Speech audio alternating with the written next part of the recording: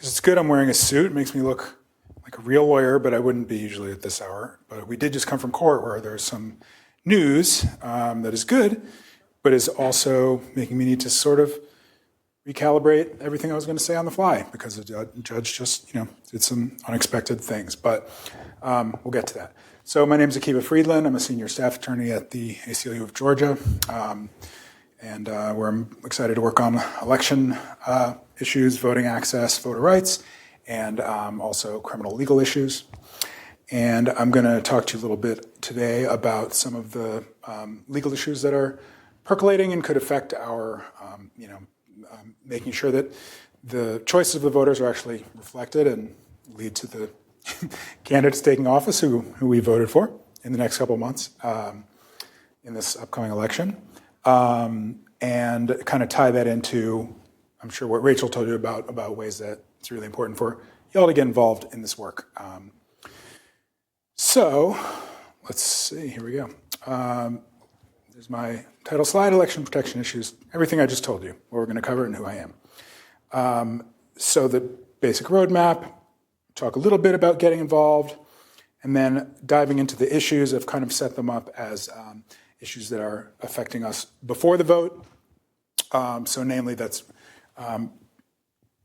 people trying to make it harder to register and purging voter rolls in ways that diminish access to the franchise. Then during the voting period, the main issue we were going to talk about is the so-called hand count rule, which I'll get to. And then after the election, which involves a process called certification, where the county and then the Secretary of State and the governor certify the voting returns and the results and send them to the federal level, but I'll get into all of that. And in this last section, which here says remedies, I'm going to talk a little bit about what to do if things go wrong and what that might look like, or not go wrong, but if there are hurdles and how we will approach them. So some of y'all might have just been in this last session. You just did a session, Rachel, I think, on the LEAD program and poll observing. But I was just going to encourage you to go to the next one if you didn't go to the last one, because again, it's very important. This is a democratic process, and it doesn't happen just from people in suits in courtrooms. You need, people to actually get engaged with voting and beyond. So I encourage you to do that and refer back to it. Okay, so the pre-voting issues, which in this case we're going to focus on voter purges. You might hear them referred to as voter challenges, which is true under the law. The law makes it possible for, and has for a long time made it possible for, a voter to go to their county election board that is in charge of kind of doing the nitty-gritty of maintaining the voter rolls and saying, well, Akiva doesn't live here anymore. He moved. He's not eligible, so you should take him off the rolls. And in the past, that was kind of a pretty analog process. But over the past few years, and especially since 2020, it has become an engine for attempted vote suppression. It's been happening longer than 2020, but here in Georgia, an important development just in the past couple of years was the passage of this bill, SB 89, in 2024 that allowed people to submit mass challenges. So you could submit a spreadsheet full of names of people who you're alleging are not eligible to vote, often because they'd moved. And a lot of times that information comes from questionably accurate databases and commercial services and scrapers and things that allow people to just submit these huge piles of challenges that then a local county board has to go through a process of, if they're doing it right, letting the voter know they've been challenged, giving them an opportunity to come dispute it, but that takes time, and sometimes you don't get your mail, or something goes wrong. It leads to people who were registered to vote and are eligible to vote being unable to vote. And I think depending how conspiratorial you want to be, you could say that's the intention. People can be targeted about where they're submitting those purges. Though I will say you can only submit it in a county where you're a resident, but I think people who are not residents of the county get together with people who are residents in the county, and they challenge people in that county. So I think the Associated Press just came out today with a new story that I just saw on my phone and didn't get to read really super deeply, but I think they did a survey of maybe the 20 largest counties in Georgia, I want to say, and also some small ones. And don't quote me on this because I can't find it at the very top of where I thought I sent it to everyone, but I think there were like 70 or 80,000 attempted challenges filed in the past several months, and most of them were not sustained because the boards that get them find, oh, this is garbage, this information that's coming in. But even one voter we'll hear about a county here has sustained a couple hundred, and we have to go in there and potentially file a lawsuit or talk to the board and see why is this happening. And I'll get into some of those specific cases in a minute. I'm getting ahead of myself. But two important kind of protective factors to keep in mind are in the law. There's the National Voter Registration Act, the NVRA, which imposes, among many other things, a 90-day quiet period where a local board is not supposed to be, and a state election officer, the Secretary of State, is not supposed to be doing mass voter purges, systematic voter purges within 90 days of the election. When we find people doing that, we're well within 90 days of an election, we'll go in and say you're violating the NVRA.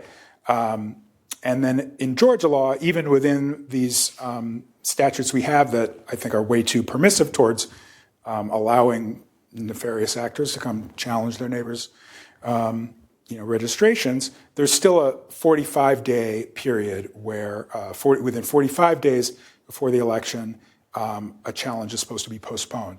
What exactly that means is kind of up for debate. I'll get to that in a minute because there's some ambiguity there.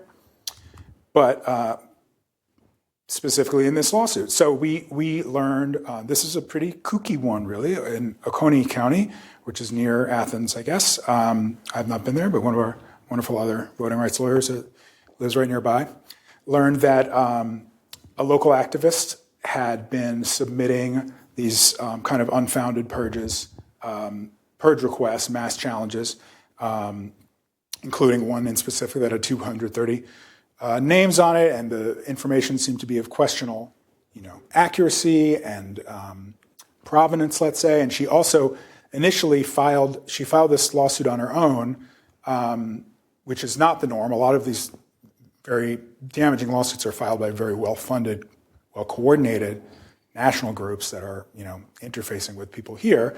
But in this one, it was more of an idiosyncratic, let's say, lawsuit. And she initially asked for the court to order the board to stop registering people at all, which is that's not a thing in the law. We don't just stop registering people to vote because you don't like the way they're doing their jobs.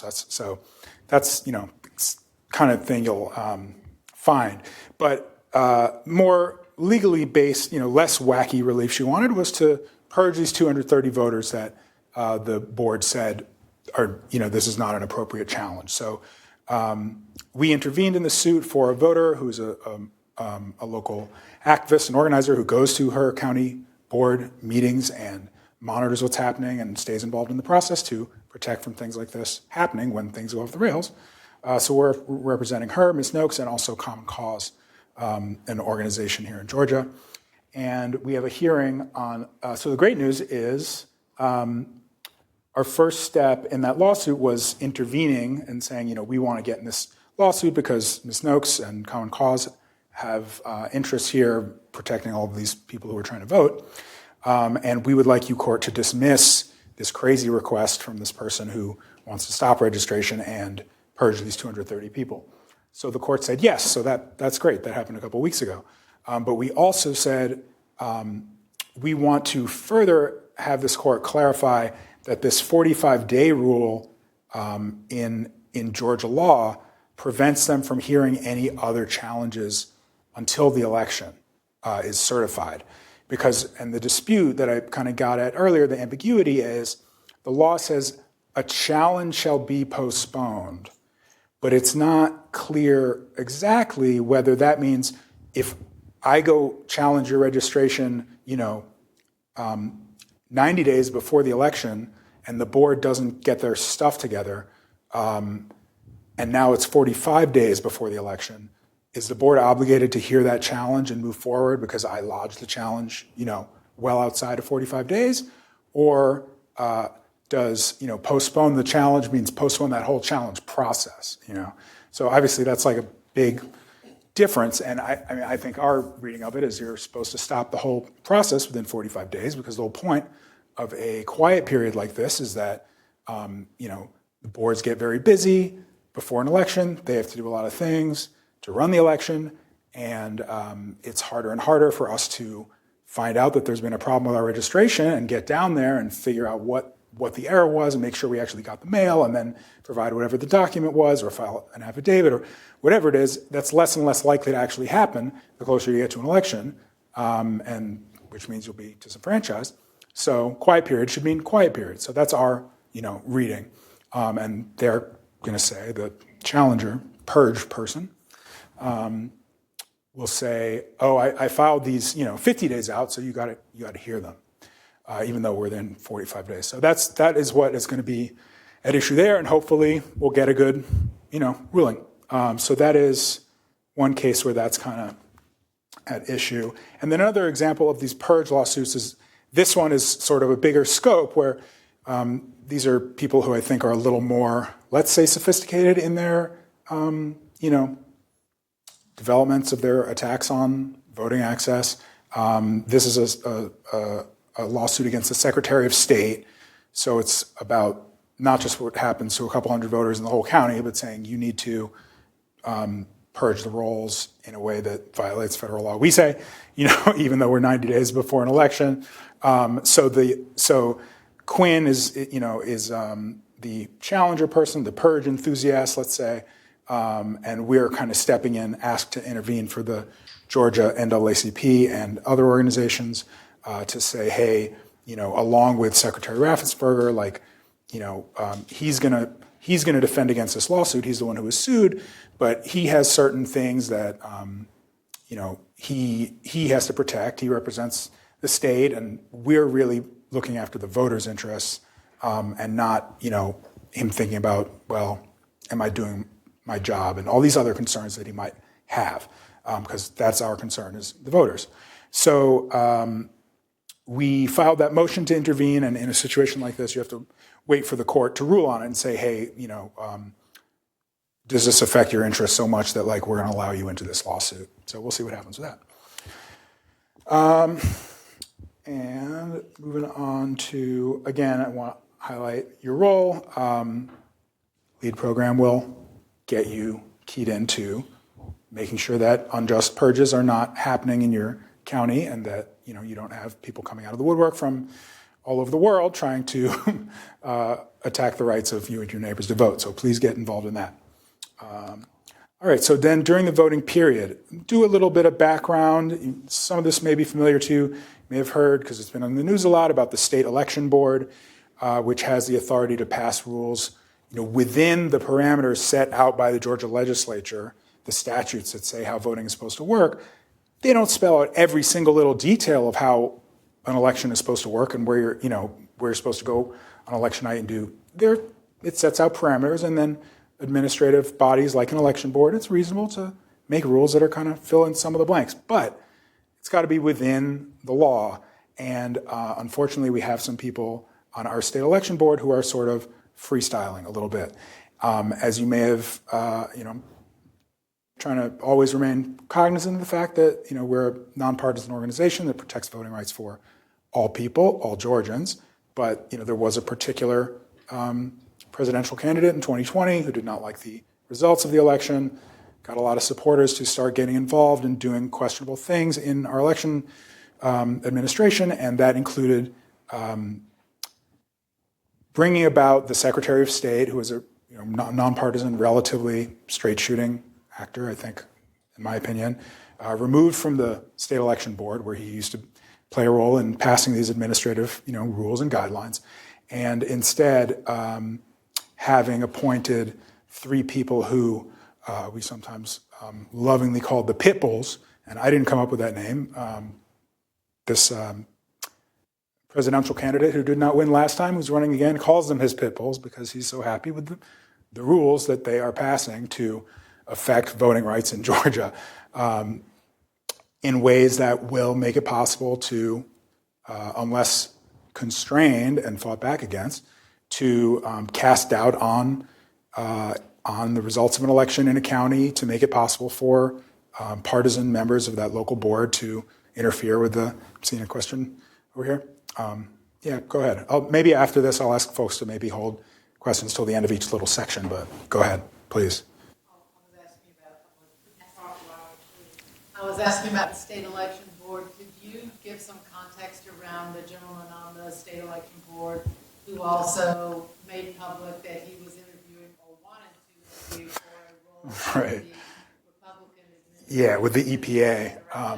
Yeah. How are we as voters protected against that, what seemingly is a conflict of interest? Yeah, it does seem like a big conflict of interest to me. I think I wish that the easiest answer. I wish there were a A to B answer to that, but I think it requires us to get involved at every step of every process.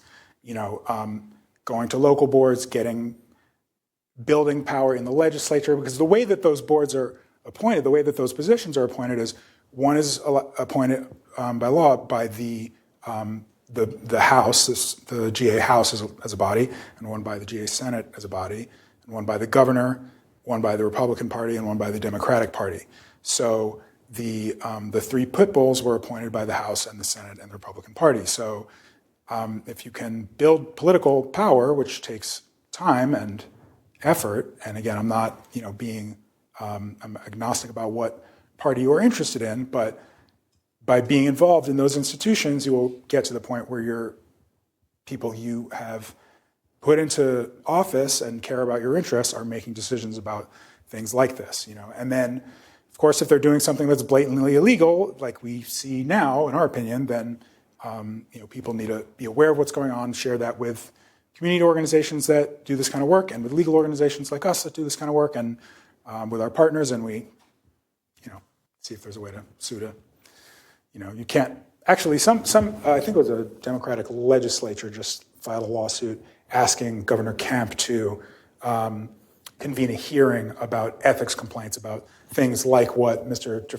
Board Member Jafari's had done, and about some of the actions they've taken as expressed through their rulemaking, not just comments they're making about wanting to work for the EPA if Donald Trump becomes president. But unfortunately, I think that case was dismissed, and it maybe was appealed today. I think they might have filed an appeal today.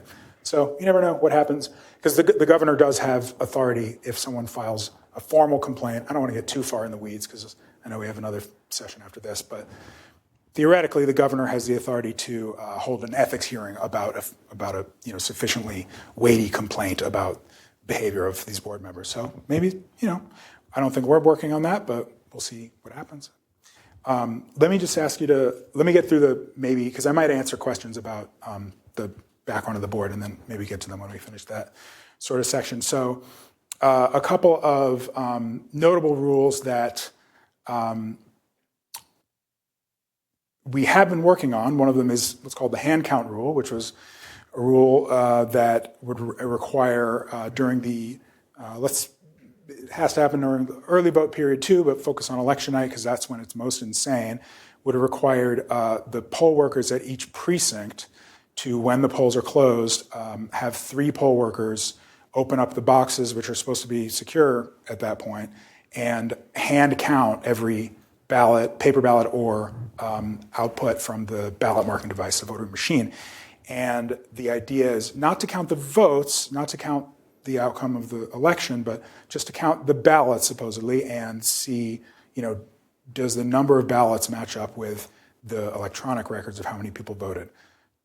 That might sound reasonable in the abstract, maybe if you were to plan it over a long period of time and train people to do it and give them resources to do it. But what seems to be, I think, the case here, and what many people are afraid of, is that it is going to create chaos in a way that is going to allow partisan actors to do what they tried to do last time, only to do it more effectively, which is to say, look at this irregularity, look at that irregularity.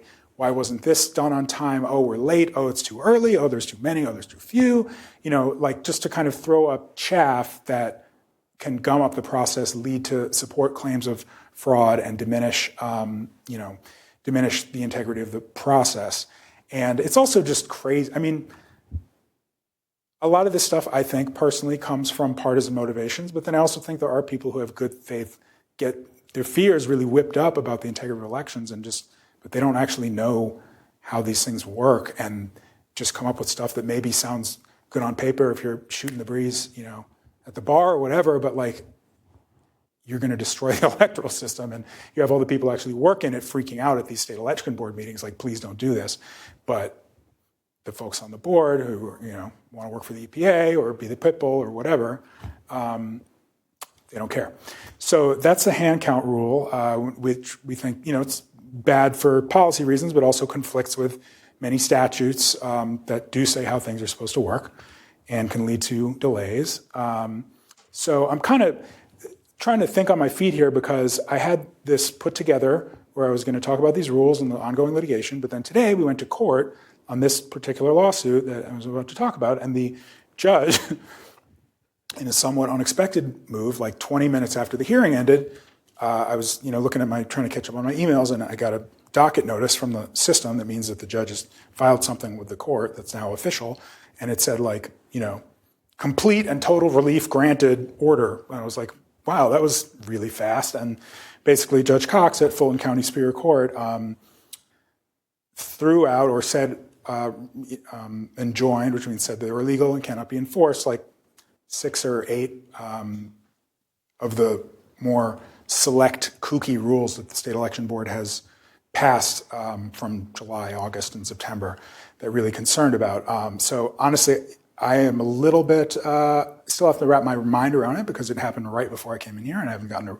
read it in detail other to see that overall he agreed with us, which is good. But the just basics of the lawsuit is actually a conservative group that's concerned about the integrity of elections in ways that I think they're actually concerned about the integrity of elections. It's not a code word for trying to get a particular person elected, sued because they thought these rules were not legal.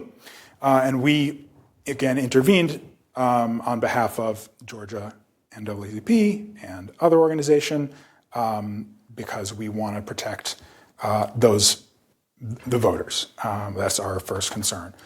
They have I appreciate that they filed this lawsuit, but they have slightly different interests and actually some kind of kooky legal projects that they're pursuing. Won't get too far afield, but so we stepped in because we want to make sure that people are going to be able to vote as a result of this lawsuit. So at this hearing, where some of our partners from the ACLU Voting Rights Project, we all worked on this brief together, and we have a wonderful lawyer who did our portion of the argument for our clients in this hearing, and then we got out and got this order from Judge Cox. And I assume that'll be appealed, so we'll see what actually happens with it. But for now, this hand count rule and another one I'm about to mention, another couple I'm about to mention that you probably heard in the news have been tossed out. Those ones have to do with certification, so I'll get to them during the certification period, or portion of what I'm about to say. But again, during the voting period, just getting at what I just talked about with the hand count and delays from that, we could do hours of talks about potential issues that come up at the polling place or before the polling place, and we need folks to be at their polling places as observers and to know what's going on at their board meetings, to help voters during the actual voting period and during certification, and help them solve problems, help tell us about problems, gather evidence if there needs to be a lawsuit. So I'm just want to put a plug in again for Rachel's session where she'll tell you more about what that looks like. So does anyone have any questions before I move on to the post-voting certification? Please, yeah.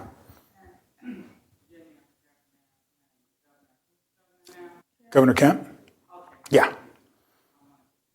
But he kept his role as Secretary of State while he was running for office. Right. And I always thought that was a conflict and why it wasn't challenged. And Yeah. forgive me if it has been, and they've changed a lot No, they haven't. No, they have not. No.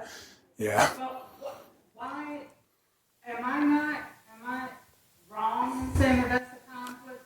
Particularly, well, what they did do was take him out of the state election board because he can control Yeah. ballots while he was Secretary of State. Right. And what would be counted, how it's counted, and the people that were in charge of that office. So Yeah. maybe that's their way of circumventing that. But to me, that was a total conflict of interest for him to be that involved with the election. It does seem like a problem. Candidate. Yeah. I was not working on election issues at that time, so I know our executive director, Andrew Young, knows a lot more about that election. If there's anything you feel like you need to. Wait, sweetie, I'm sorry. Hearing you going right here. So. Am I going too fast? Yeah, Yeah. it's not a factor because neither Kemp nor Raffensperger is on this ballot, but you're right, when the governor's election is up again, the current Secretary of State may very well be running for governor. So it is a conflict, but it's not an issue in this cycle. So why do we have to wait until it's an issue again to act? Because right now, we don't have the power to make them change it. The Republicans are in charge, and I see what you're saying. So it's not something that you go through the court, something that would be in the House or the Senate. it will be difficult. Yeah, Okay. we haven't really seen that. And, Okay, thank you so much, Yeah. Franklin, because that has been bothering me. Sticks in your craw. Yeah, I remember. Yeah, I was not happy. I wasn't working on that at the time, but I wasn't happy about it either. So I appreciate that question. All right, so moving on to after the voting, after the votes have been cast, to certification, and I'll try to run through this without going into too much detail. That is, because I know we're going to run low on time. But basically, as I mentioned earlier, it's the process where the counties that run the elections get the votes in, kind of tabulate them. They do a sort of high-level process to make sure that things match up, like the number of votes to the number of people who are registered, and they're not delving into each vote or investigating allegations of like nitty-gritty about a particular vote, but they're supposed to make sure that things generally went the way they should, and say, okay, these are our county's elections, and then send them to the Secretary of State. They need to do that by, I think it's the Monday after the election, but this is a holiday. It'll be a holiday, so it'll be the Tuesday after the election, which is November 12th. So that's called certifying. They need to certify the returns and send them up to the Secretary of State, who does a similar thing, tabulating them to make sure that we have just about the right number of votes from all the people who are on our voter rolls in Georgia. And then he will certify them for every office except for the presidential election. That next step goes to the governor under federal law and state law. The Secretary of State sends the returns for the presidential election to the governor, who's responsible for certifying, okay, the people of Georgia chose to have the electors pledged to Kamala Harris or to Donald Trump cast their votes in the Electoral College at the once the federal process continues. So county, and then Secretary of State, and then the governor, and everyone's got important jobs to do, and there's a lot of work to do to do the kind of assessment you're supposed to do, and it all has to happen according to a deadline. And lately, what we've been having increasingly since 2020 is county board members who have the authority to certify things at the county level who don't like the results of what the voters chose, and they want to interfere with the process. And we've had, since 2020, the AJC recently did an investigation and found they counted at least 19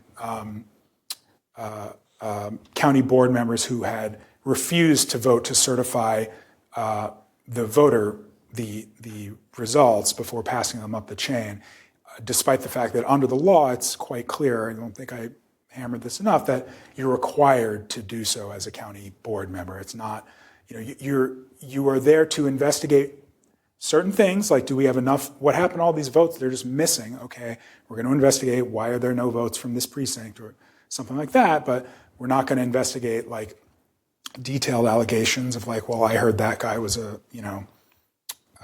he's not a citizen and he was voting. Like, that's not their role. If there is an allegation of fraud, that someone's tampering with the election, then you can handle that two ways. If it looks like there was a crime, you can tell your district attorney, the board can tell the DA, and their responsibility, they can go investigate criminal charges, or a candidate or a voter can go to Superior Court and go through a legal process that is designed to be fair to everyone involved and dispute a certification.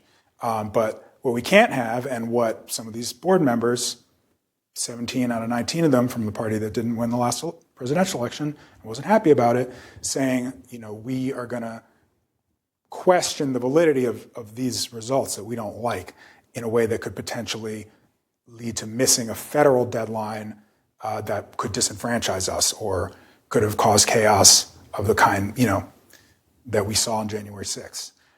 So that rules related to that question of, is certification mandatory or discretionary, which means do I do it if I want to or not, have been coming up.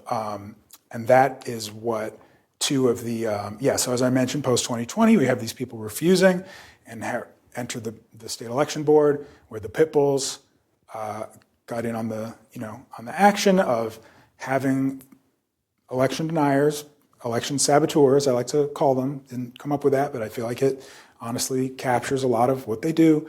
Come up with these rules that would allow local boards to exercise discretion where they're not supposed to. One of those rules was the reasonable inquiry rule.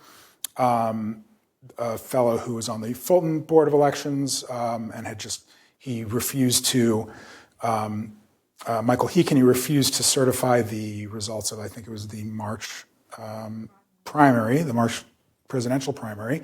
And then a couple of days later, he's in front of the state election board saying, you know what, I know it says you shall certify, and but I don't think, maybe we have the option as local boards, and we're not supposed to, certify unless we want to. So let's have this rule that says certifying means you certify after a reasonable inquiry, which is very vague and offers the chance for, maybe if you're a board member who doesn't like the way the vote came out, be like, I have all these questions and that questions, and I'm not going to certify because I've done my inquiry and I'm not satisfied. So the state election board passed that rule, along with another one that went to certification, to the heart of certification we're concerned about, which is often called the document examination rule.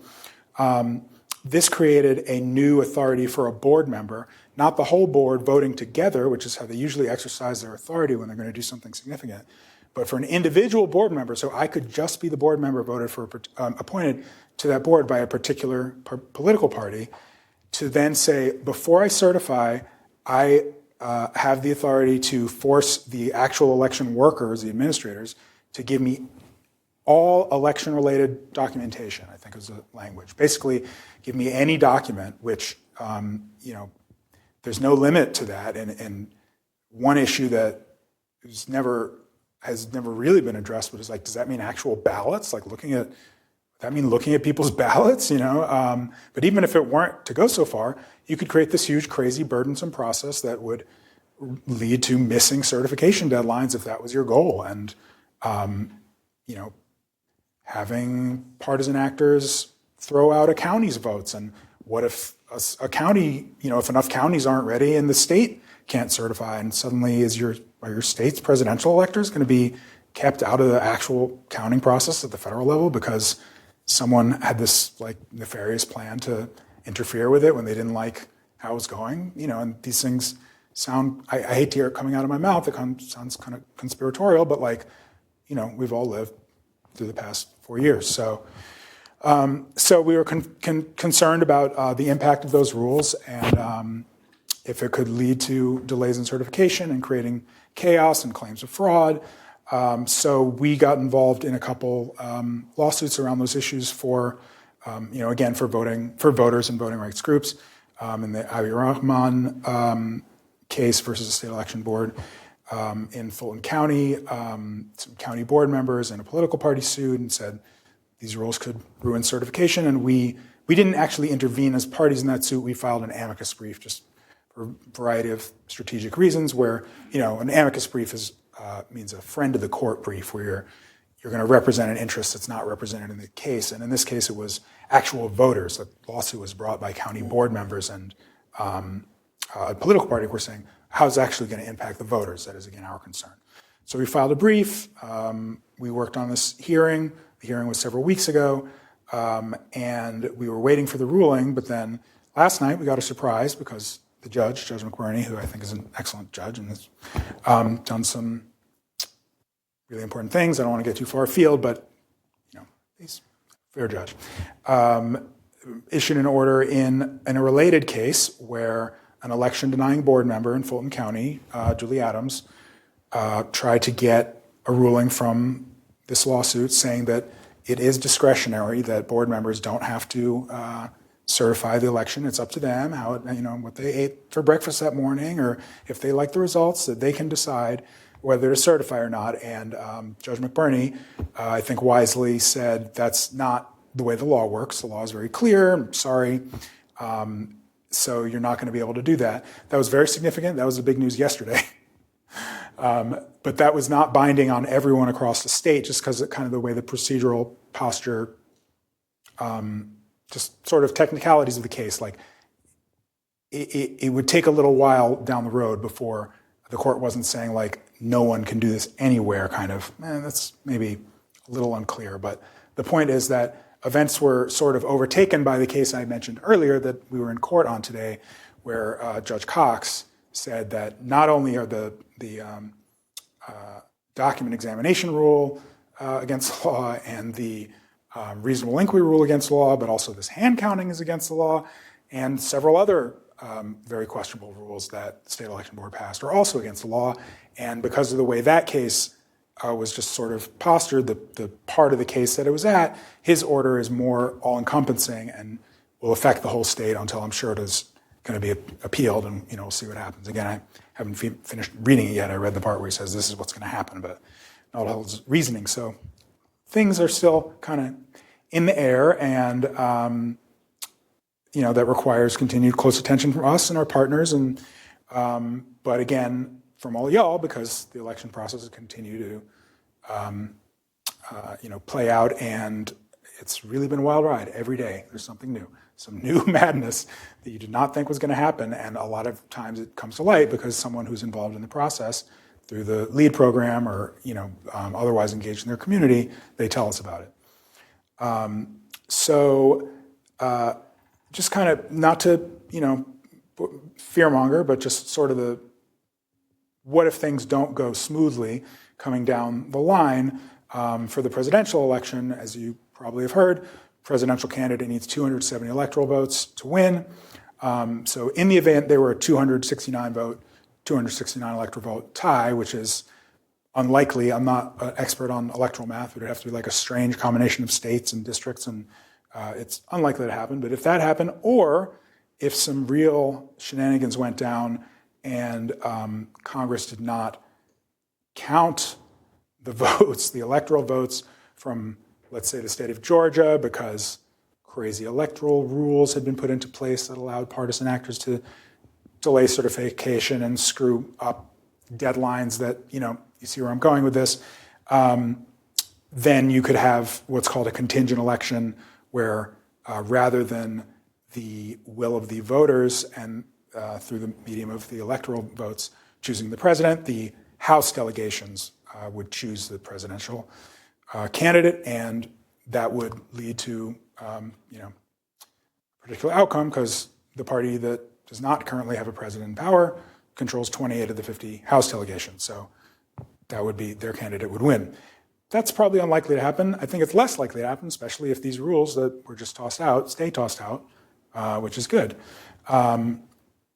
But, and if things are, as new challenges arise, then we will be working on legal aspects, looking for litigation strategies. But again, can't hammer this enough. Like, all of us have a role to play. That it's not just voting; it's showing up at the certification meetings and pressuring our board members to do the right thing, and make it clear that people are watching them, and people are engaged in the process and want to make sure their choices are respected. And then as far as a little bit more about the legal strategy, if a board member or some other actor, official in the system isn't doing what they're supposed to do, we can do more than just up and down. There's what's called a mandamus action, where a voter, or really just about anyone, could go to court if they have a legal right to have an official perform a certain duty that they're not doing. Then you can have the Superior Court, order them to do that duty, like certify the election. And if they refuse to do that, the court can appoint someone else who will actually do the job that they're legally required to do. And they might even do that at the expense of the official who wasn't doing their job, which would be fun to see. Or they could hold that official in contempt and make them pay money and put them in jail and try to get things going. And that's what I think most people think will happen if you have individual bad actors refusing to do what they're supposed to be doing. In the last cycle, heard a lot of crazy things happen, but community organizations, voters' rights organizations, individuals, lawyers, everybody fought it out and did what they needed to do, and our votes were counted. And I think that's what's going to happen again. It's just going to be possibly a wild ride. I don't know. We'll see.